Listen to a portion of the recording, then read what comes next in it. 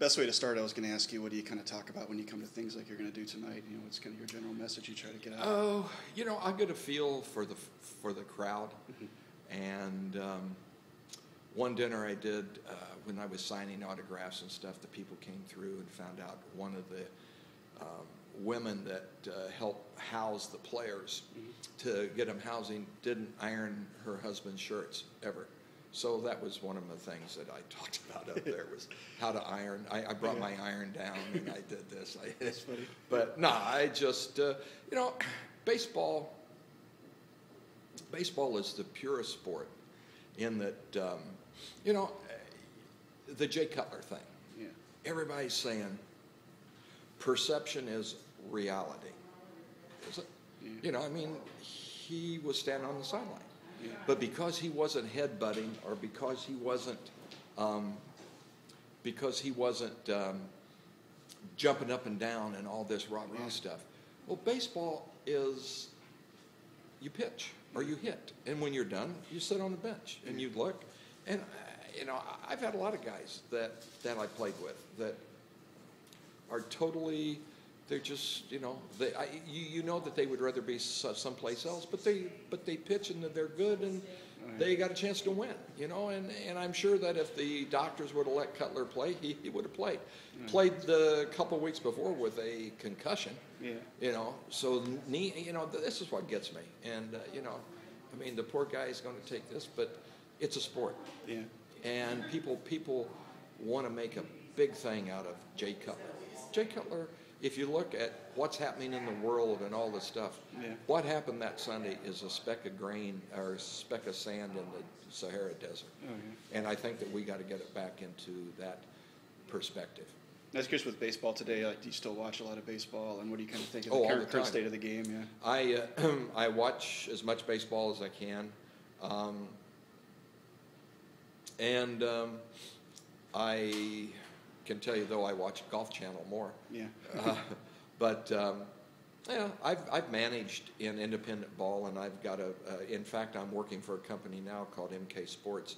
We're a sports agent out of Sparta, New Jersey, and you know, we looking for good high round draft players, and.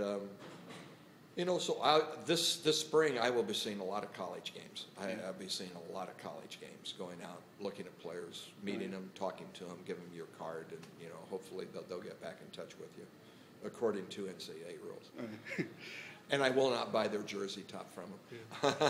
No, one thing that catches me, because I know sometimes younger people don't always know, like, to pass that well. And do you ever run into people and they hear your name and they go, I know that from the surgery? They think a lot of players in this era think I was the doctor that did the surgery. Yeah, that's what I'm asking about that. Because it is kind of odd to have players. You know, and this is what maybe Jay Cutler is. You know, Jay Cutler's a great talent. But he may not be a fan of football. Or have the passion for football.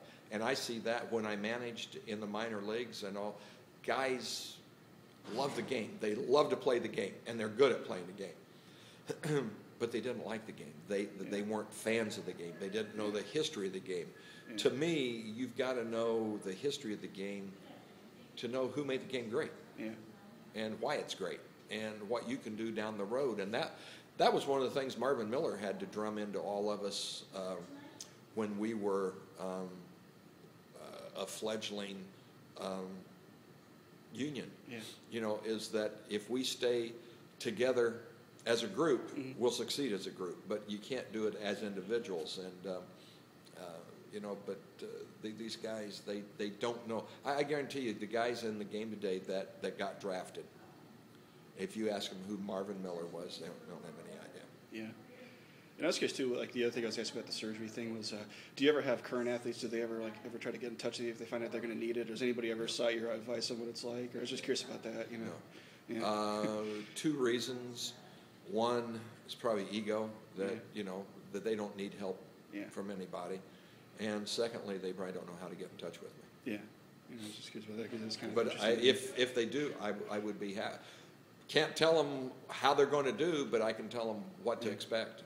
How has it changed since you had it? Because I remember you were out for like a year and a half at least. Is it still about the same time? I pitched. Well, I didn't. I hurt my arm in July of '74. Yeah. And I had surgery in September '74. So my first game was September '75. Yeah. But it wasn't a big league game because the season was over. Yeah. So the reason it was a year and a half is the time of year that I had it done. But I pitched in a ball game 1 year, 1 day after surgery. Yeah. So it's still the same process of Yeah, coming back. yeah. You know, the one thing that they can't speed up is the healing time. God heals.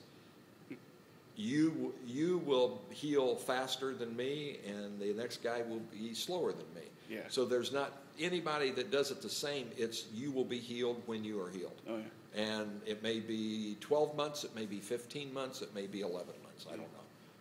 And one thing I was curious about was, you played for two of the more famous franchises, in the Dodgers and the Yankees. So I was curious, what are some of the similarities you noticed with both organizations? What were some maybe the bigger differences? Well, the big thing is that I liked is Old Timers Day. Yeah. Because you got to see, because I'm a historian of the game. I love to read about the game and all that. And you got to see who the great Dodgers were and who the great Yankees were. God, my first Old Timers game with the Yankees, there was Yogi, Bill Dickey, Elston Howard, Johnny Blanchard, Moose Skowron, Tommy Henrich, Gil McDougald, Lenz,